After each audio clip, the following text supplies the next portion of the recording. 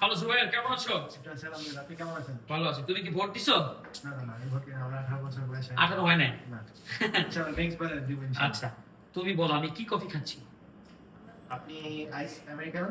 এটা কিভাবে বানাইছো বলো তো?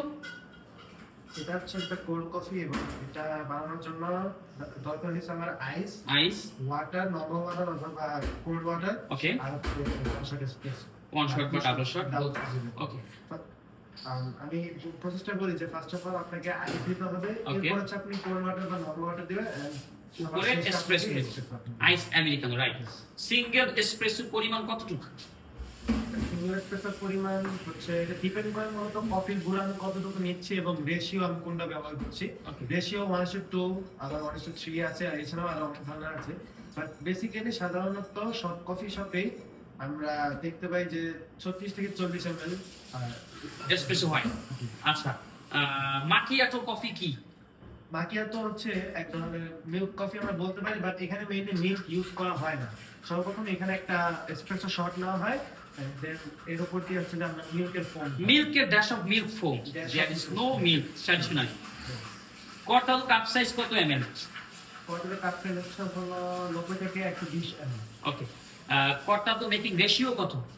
কতটা মেকিং রেশিও হচ্ছে 1:1, মানে যত ml এসপ্রেসো তত ml দুধ তত ml আপনার ফোম হবে। ওকে, ক্যাপাচিনো অ্যাকচুয়াল কাপ সাইজ কত হওয়া উচিত?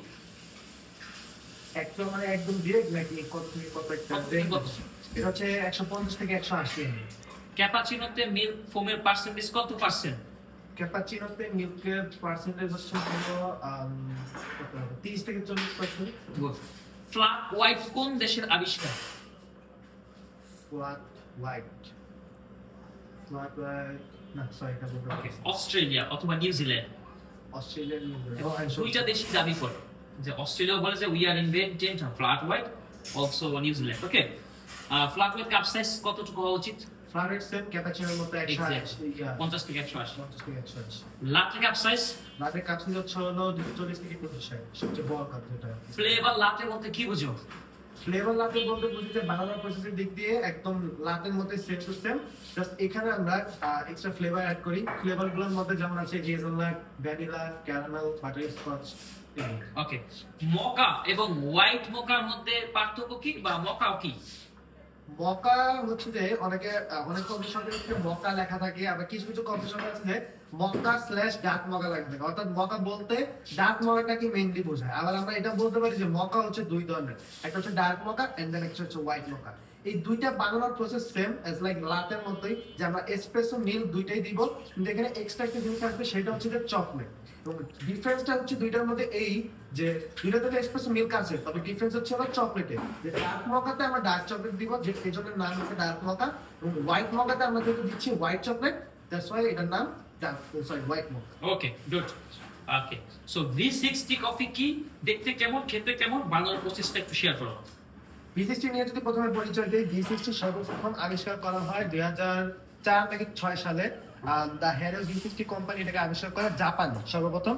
এবং এই V60 কফিটাকে আমরা বলে হচ্ছে ড্রিপ কফি, অনেকে বলে ফিল্টার কফি, আবার এটাকে ব্ল্যাক কফিও বলা যায়।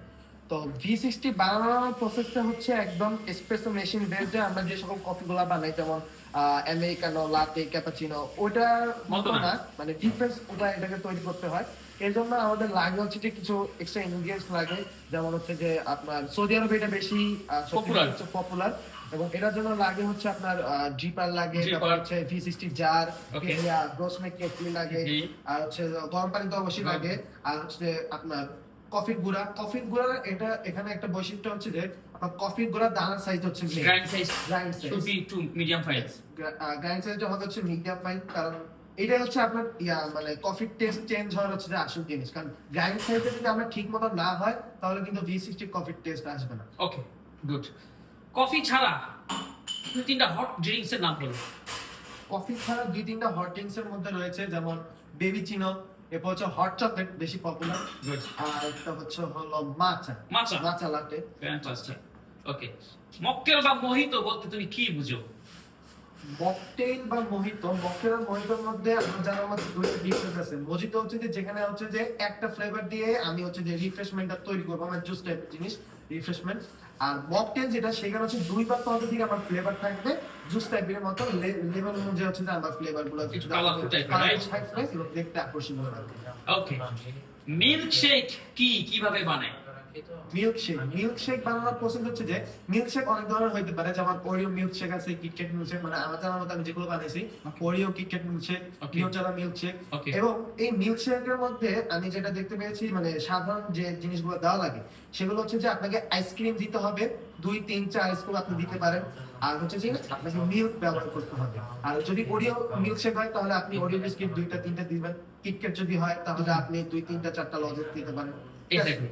ওকে, সো মোট কথা মিল্কশেকের সামারি বলি, মিল্ক এবং ice cream is the main ingredients, Right. আর শুড বি ব্লেন্ড। Blend. এটা হচ্ছে Right. ইম্পর্টেন্ট, মানে Important. ব্লেন্ডারে এটা ব্লেন্ড করতে হবে। Blend করতে হবে। আইসটা অপশনাল, আরো আদার্স ফ্লেভার অপশনাল। ফ্রাপাচিনো বলতে কি বুঝো? ফ্রাপাচিনো আপনার মিল্ক কফির কাতারে পড়ে, এবং এই কোল্ড কফি যেটা আমরা বলি, একটা হচ্ছে hot coffee, cold coffee. Cold কফির কিন্তু আপনার 2টা ভেরিয়েশন আছে।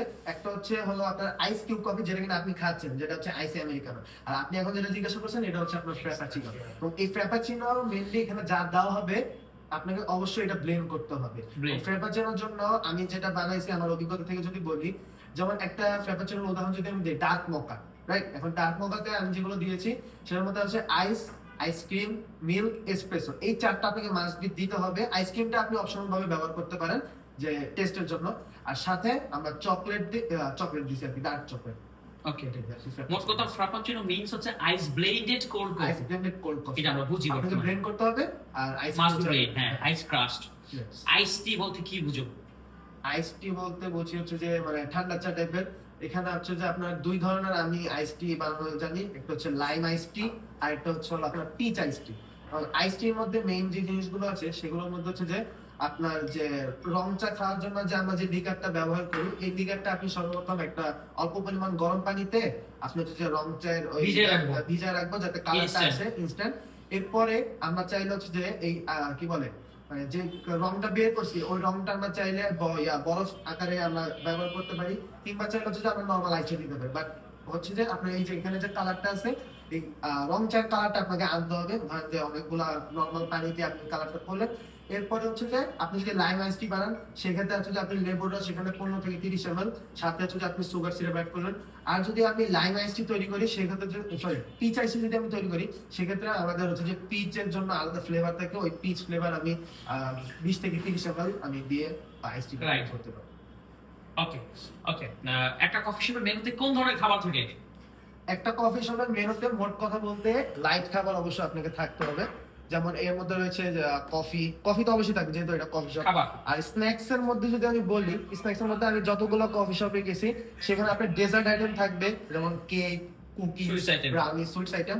আর ঝাল জাতীয় খাবারের মধ্যে আপনার মোমো, স্যান্ডউইচে আমি বেশি দেখছো sandwich, bagel, frozen, right? Yes, yes. ওকে, ঠিক আছে। মোটামুটি তোমার অভিজ্ঞতা আমরা যাচাই করেছি।